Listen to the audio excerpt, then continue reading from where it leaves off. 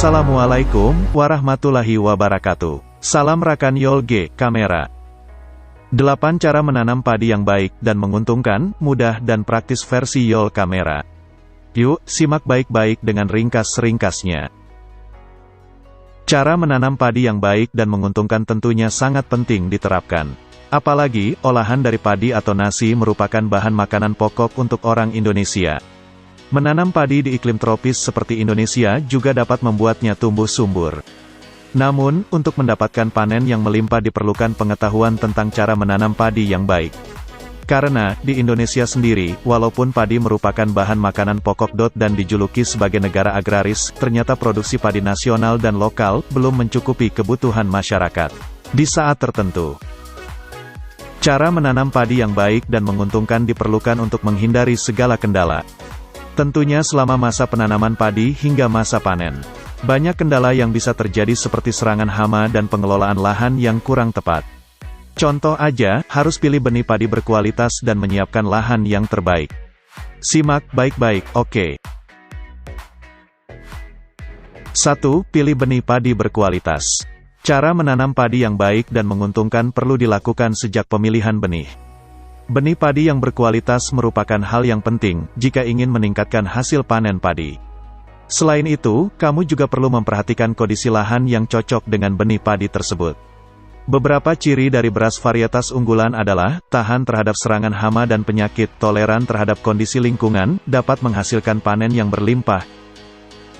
Yang kedua, menyiapkan lahan. Menyiapkan lahan adalah salah satu komponen terpenting dalam cara menanam padi yang baik dan menguntungkan ini. Kita harus sediakan lahan kosong atau petakan tanah sawah yang subur, yang sudah dibersihkan dari rumput liar dan gulma yang mengganggu.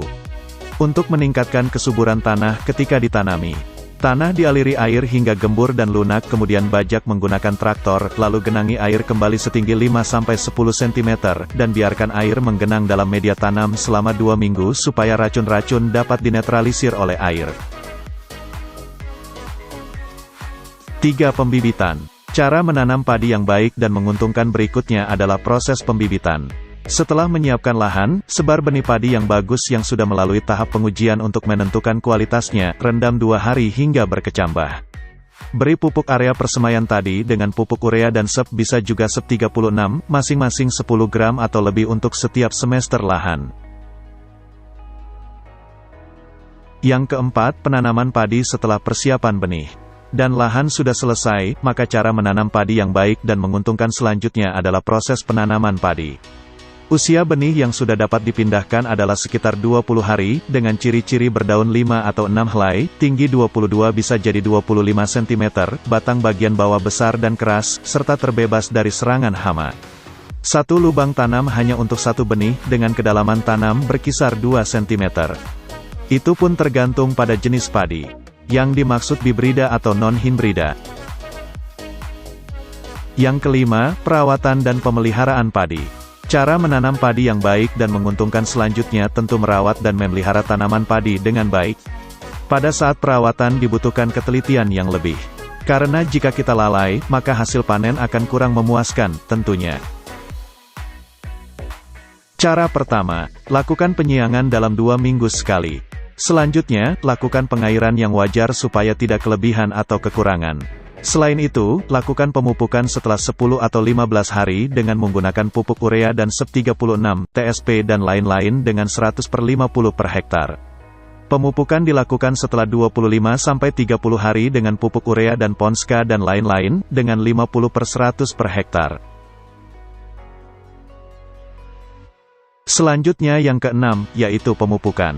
Cara menanam padi yang baik dan menguntungkan selanjutnya adalah dengan pemupukan seperti yang telah disinggung sedikit sebelumnya tadi. Tanah yang digunakan secara terus-menerus untuk budidaya tentu lambat laun akan kekurangan unsur hara. Salah satu solusi yang bisa kamu lakukan adalah dengan pemberian pupuk, baik itu yang bersifat organik maupun anorganik. Agar pemakaian pupuk menjadi lebih efektif, maka kita harus mampu menyesuaikan dengan kebutuhan tanaman serta jumlah ketersediaan unsur hara dalam tanah. Kita juga dapat menggunakan pupuk alami yang dibuat sendiri atau pupuk kandang. Dan yang ketujuh, tahap pengendalian hama dan penyakit hama dalam sawah biasanya meliputi walang sangit, belalang, wereng, dan tikus. Jadi, cara menanam padi yang baik dan menguntungkan berikutnya adalah mengendalikan hama dan penyakit. Untuk mengendalikan hama, Yol menyarankan bisa menggunakan pestisida, tapi lebih baik jangan. Jika masih ada predator alami bagi hama tersebut.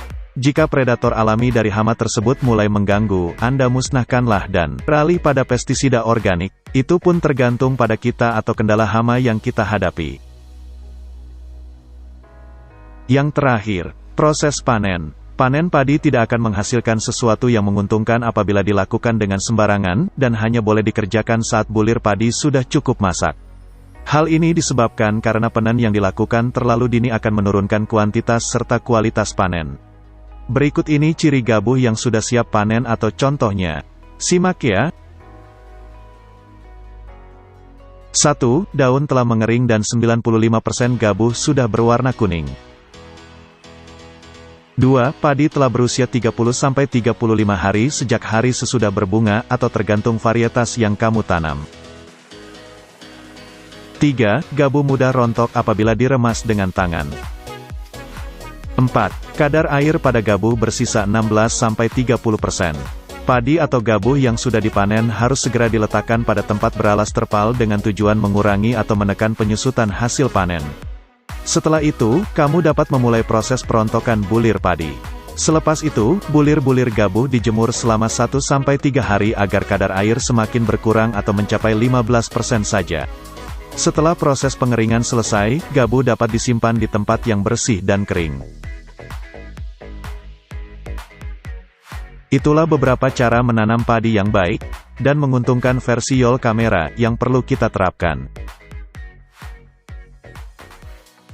Sebaiknya mintalah bantuan pada orang yang berpengalaman agar mendapatkan hasil yang lebih baik. Supaya kita petani semakin sukses dan sukses selalu dalam bidang ini. Amin, amin, amin. Salam selalu, Yol Camera.